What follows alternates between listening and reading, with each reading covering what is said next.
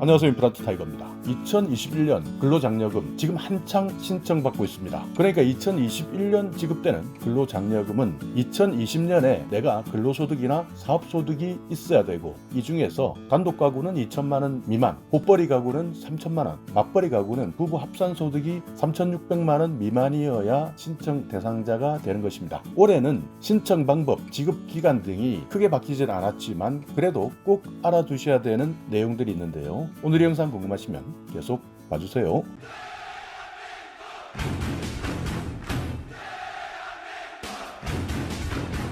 네, 근로장려금 이미 신청을 받고 있습니다. 그러니까 내가 지난해 근로소득이나 사업소득이 있었다면 대상자가 되는데요. 다만 여기에서 소득 기준에 해당되셔야 됩니다. 자, 보도자료에 보시면요, 398만 가구에게 이번 5월에 장려금을 신청하도록 안내문을 발송하고 있다, 이렇게 밝혔습니다. 그러니까 대부분 대상이 되시는 분들은 국세청 또는 관할 세무서에서 안내문을 받은 경우가 많으실 텐데요. 만약 내가 안내문을 받지 못한 경우에는 신청 요건을 확인하시고 홈택스나 세무서에 전화해서도 신청할 수 있습니다. 그러니까 지난해까지는 문자가 오거나 안내문이 오거나 이렇게 신청 안내가 왔는데 올해 아직까지 이런 안내가 없다라고 한다면 반드시 관할 세무서에 전화하셔서 확인해 보셔야 됩니다. 다만 여기에서 지난해 9월 또는 올해 3월에 단기 신청 제도를 신청하신 분들은 신청 대상이 아닙니다. 이번 달 말까지 신청하고 나면 국세청 입장에서는 심사를 최대한 빨리 해서 8월 말에 지급하겠다, 이렇게 밝히고 있습니다. 그러니까 8월 말 8월 31일까지 지급하겠다라는 내용인데요. 원래는 법정 지급기한은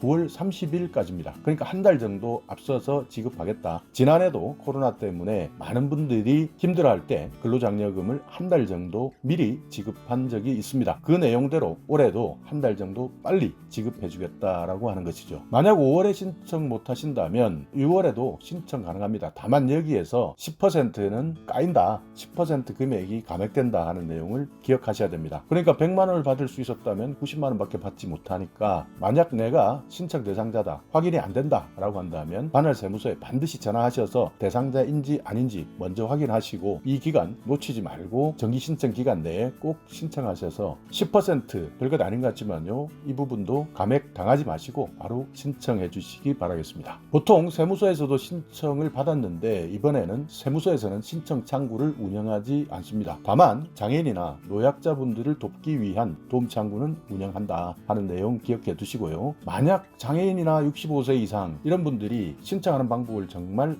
모르겠다라고 한다면 신청 도움이라는 제도가 있는데요. 이 신청 도움이라는 제도는 국세청 공무원이 직권으로 신청해 주는 것입니다. 그러니까 우리가 일반적으로 신청할 때 가장 많이 쓰는 방법, ARS죠. 1544-9944, 여기에 전화하셔서 음성 안내에 따라서 신청하실 수 있고요. 또 하나는 손택스, 스마트폰에서 앱을 다운받아서 신청하실 수도 있고요. 인터넷에 홈택스를 접속하셔서 신청하실 수도 있고요. 근로장려금 상담센터를 통해서 신청할 수도 있습니다. 자동응답 시스템인데요. 1544-9944 아침 6시부터 밤 12시까지 운영합니다. 장려금을 내가 받은 적이 있다, 그리고 처음 신청한다, 이렇게 구분을 하는데요. 먼저 여러분께서 전화하시기 전에 계좌번호를 미리 준비해 두시면 빠르게 신청할 수 있습니다. 왜냐하면 중간에 계좌번호를 입력하셔야 되는데 이때 갑자기 계좌번호를 찾다 보면 전화를 끊어야 되는 경우도 생길 수 있기 때문에 반드시 여러분의 계좌번호 그리고 안내문을 받으셨다면 개별 인증번호를 꼭 준비하시고 전화하시는 것이 두 번 일을 하지 않는 방법이겠죠. 여기에서 내가 근로장려금을 받은 적이 있다 하시는 분들은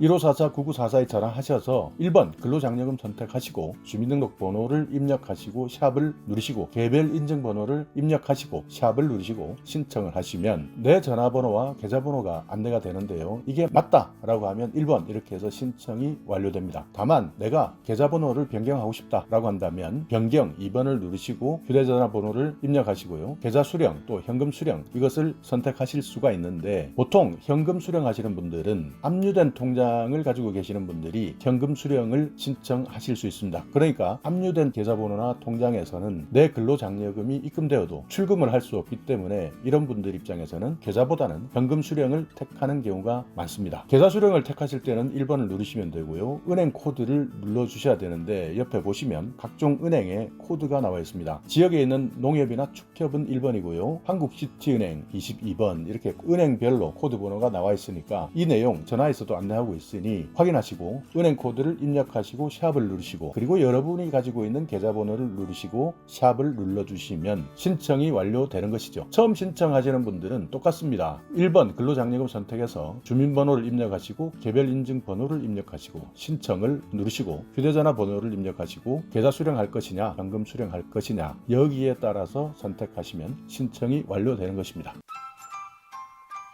손택스, 그러니까 신청 안내문을 받았을 때는 여러분의 휴대폰에서 손택스 앱을 설치하시고 근로장려금, 자녀장려금 신청하기 여기에 들어가셔서 신청하신 후 개별 인증번호 또는 휴대전화로 인증해서 신청하시면 됩니다. 홈택스는 신청 안내문을 받았을 경우에는 간편 신청하기 여기 들어가셔서 개별 인증번호 입력을 하시고 접속하셔서 신청하시면 되고요. 신청 안내문을 받지 못했다라고 한다면 신청 제출 그대로 똑같이 가셔서 정기 근로장려금, 자녀장려금에 일반 신청하기를 접속하셔서 신청하시면 됩니다. 손택스, 홈택스, ARS 나는 전부 다 어려워서 못하겠다 이런 내용을 잘 모르시겠다 라고 한다면 1566-3636 전화번호를 꼭 기억하셨다가 직권 신청 도움을 받으시기 바라겠습니다. 안내문을 받은 분들은 대부분 국세청이 가지고 있는 소득이나 재산 자료를 가지고 기초적으로 이분들은 받을 가능성이 있다라는 분들에게 신청 안내문을 발송하고 있는 거고요. 그렇지 않은 분들은 안내문을 받지 못하는 경우도 많습니다. 그렇기 때문에 안내문을 받지 못한 분들은 꼭 근로장려금 상담센터에 전화하셔서 확인해 보시기 바라겠습니다. 안내문을 대부분 발송했다 하지만 그래도 안내문을 받지 못한 분들도 많이 계시기 때문에 1566-3636 꼭 전화하셔서 근로장려금을 받지 못하는 대상인지 아니면 안내문을 실수로 받지 못한 사람인지 내가 신청 요건 어디에 속해 있는지 꼭 확인해 주시기 바라겠습니다. 안내문은 장려금을 지급받을 가능성이 높은 가구에게 신청 편의를 위해서 제공해주는 정보지 실제 신청 자격이 되는지 안 되는지 여부는 본인 스스로 확인하고 신청해야 한다 이렇게 안내하고 있습니다. 그러니까 국세청에서 신청 안내문을 보내지 못하는 경우가 빈번하게 발생할 수 있기 때문에 된다 안 된다 이 여부에 대해서는 내 스스로 판단해야 된다 이렇게 고지해드리고 있습니다. 그리고 종합소득세 확정신고 의무가 있는 분들 이분들은 배우자 또는 본인이 확정신고를 꼭 해야 장려금을 받을 수 있습니다. 지금 현재 폐업을 했다, 사업을 하지 않는다 라고 하더라도 작년 기준으로 소득재산 요건을 충족했을 때 신청 가능합니다. 그러니까 폐업했다고 해서 근로장려금이 나오지 않는 것이 아니라 지난해에 대한 근로장려금을 올해 지급하는 것이니까 꼭 폐업했다 하더라도 확인해 보셔야 됩니다. 재산이 2억 미만이지만 1억 4천에서 2억 사이에 있는 경우에는 장려금을 50%만 지급해 드리고요. 체납세액이 있다, 세금을 안 낸 것이 있다 라고 한다면 여러분이 받을 금액의 30%를 체납세액을 제하고 드립니다. 이런 경우가 많은데요. 내 재산이 1억 4천만 원 넘고 2억 원 미만이다. 여기에 계시는 분들 장려금 전부 다 받는 줄 알고 기대가 컸다가 이 내용을 보시고 실망하는 분들도 많습니다. 그렇기 때문에 재산 합계액 1억 4천만 원 넘는다, 2억 미만이다. 여기에 계시는 분들은 꼭 한번 이 내용을 확인하셔야 됩니다. 그리고 근로장려금 신청 기간에 항상 따라다니는 것이 있죠. 보이스피싱입니다. 금융사기와 관련된 것인데요. 세무서나 상담센터 직원은 이런 근로장려금 신청과 관련해서 여러분의 계좌의 비밀번호를 절대 요구하지 않습니다. 그리고 카드번호 절대 요구하지 않습니다. 인터넷 뱅킹 정보 요구하지 않습니다. 아까 말씀드렸지만 여러분의 주민등록번호, 개별인증번호, 여러분이 받을 계좌번호 이것만 확인하면 되지 계좌의 비밀번호까지 요구하지 않는다. 카드번호 요구하지 않는다. 인터넷 뱅킹 정보 요구하지 않는다. 알고 계셔야 됩니다. 만약 이런 계좌 비밀번호나 카드번호를 가르쳐달라고 한다면 바로 경찰청 112에 신고하시면 됩니다. 이번 2021년 5월 근로장려금, 자녀장려금을 신청하라라고 안내한 현황인데요. 397만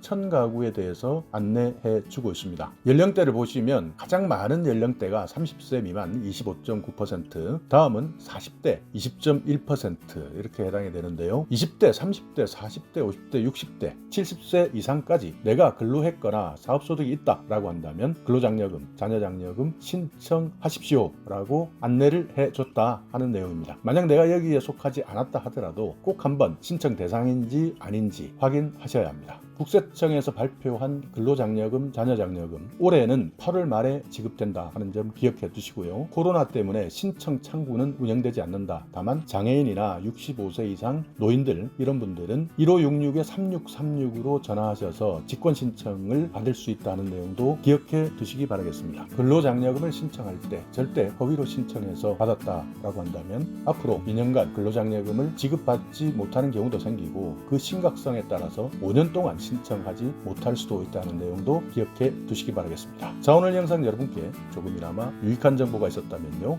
오늘도 구독 그리고 좋아요 부탁드리겠습니다.